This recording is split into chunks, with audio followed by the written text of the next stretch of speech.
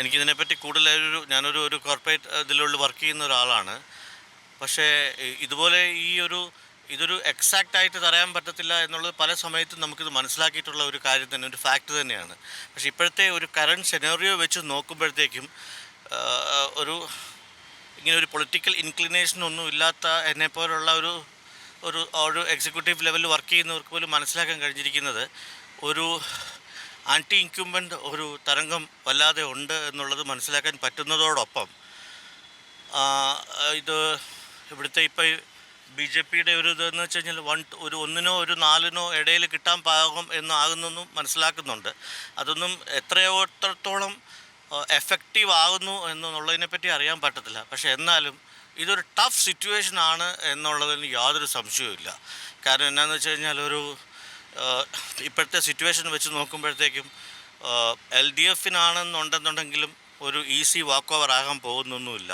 U D എഫിനെ സംബന്ധിച്ചിടത്തോളം ഇപ്പോൾ ഓവർ കോൺഫിഡൻസ് വന്നിട്ടുണ്ടോ അല്ലെന്നുണ്ടെങ്കിൽ എല്ലാവരും അവർക്ക് ഇൻക്ലിനേഷൻ അവർക്കാണ് എന്നുള്ളത് വോട്ടിങ്ങിൻ്റെ ഇത് മൊത്തത്തിൽ ഇങ്ങനെ വരുന്നുണ്ട്.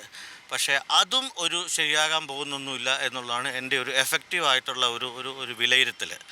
ഒരു രണ്ടുപേരുടെ ഒരു വിൻ വിൻ സിറ്റുവേഷൻ വരാൻ ചാൻസ് ഉണ്ട്. അതിനകത്ത് ഈ ബി ജെ പിയുടെ അത് എത്രത്തോളം വരാൻ പോകുന്നു എന്നുള്ളതാണ് ഏറ്റവും ഇമ്പോർട്ടൻ്റ് ആയിട്ടുള്ള വരാൻ പോകുന്ന കാര്യം. ഈ എക്സിറ്റ് പോളുകൾ ഒരു കാരണവശാലും എക്സാക്ട് പോളുകൾ ആകണമെന്നില്ല. അപ്പോൾ യു ഡി എഫിനാണ് ഇപ്പോൾ മുൻതൂക്കം പ്രവചിച്ചിട്ടുള്ളത് എല്ലാ എക്സിറ്റ് പോളുകളും. അത് അങ്ങനെ ആകുമെന്ന് പ്രതീക്ഷിക്കുന്നുണ്ടോ അങ്ങ്? ഒരിക്കലുമില്ല. അങ്ങനെ ആകാൻ തന്നെ പോകുന്നില്ല എന്നുള്ളതാണ് സത്യം വരാൻ പോകുന്നത്. കേവല ഭൂരിപക്ഷം എൽ ഡി എഫിന് കിട്ടുമോ? കേവല ഭൂരിപക്ഷം എൽ ഡി എഫിന് കിട്ടാൻ ഒരു കാരണവശാലും ഇപ്പോഴത്തെ രീതിയിൽ കിട്ടാൻ പോകുന്നില്ല എന്നുള്ളത് തന്നെയാണ് വിലയിരുത്തൽ. എൻ ഡി എക്ക് എത്ര സീറ്റ് വരെ കിട്ടാം? എനിക്ക് അതൊരു എക്സാക്റ്റ് ആയിട്ടൊന്നും പറയാനുള്ള ഒരു വ്യക്തിയോ ഒന്നും. തിരുവനന്തപുരത്ത് നേമത്തും കഴക്കൂട്ടത്തും ഒക്കെ വാശിയേറിയ മത്സരമാണ് നടന്നത്. എന്തായാലും ഒരു കാര്യം ഷുവറാണ്, ഈ പറഞ്ഞ പോലത്തെ ഒരു വലിയ മൃഗീയമായ ഭൂരിപക്ഷം ഒന്നും വരാൻ പോകുന്നൊന്നുമില്ല. ഒരു തൂക്കസഭയ്ക്കുള്ള സാധ്യതയുണ്ടോ? വന്നേക്കാം. സാധ്യതയെപ്പറ്റിയൊന്നും പറയുന്നൊന്നുമില്ല. കാരണം എനിക്ക് അതിനെപ്പറ്റിയൊന്നും അങ്ങനത്തെ ഒന്നും പറയാനുള്ള പക്ഷേ എന്നാലും ഇതൊരു ഈ പറഞ്ഞ പോലെ എൽ ഡി എഫ് അങ്ങ് ഒത്തിരി പുറകെ പോകാനും ചാൻസ് ഒന്നുമില്ല.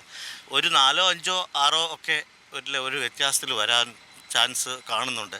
പക്ഷേ ഇതിനകത്ത് ബി ജെ പിയുടെ ആ ഇമ്പോർട്ടൻസ് ആണ് ഏറ്റവും. കേരള നിയമസഭയിൽ അക്കൗണ്ട് തുറക്കുമോ ഇല്ലയോ? തുറക്കുമെന്നുള്ളത് യാതൊരു സംശയവും ഇല്ല. 2, 3 ഒക്കെ കിട്ടാൻ ചാൻസ് ഉണ്ട്. നേമത്തോ? കിട്ടും.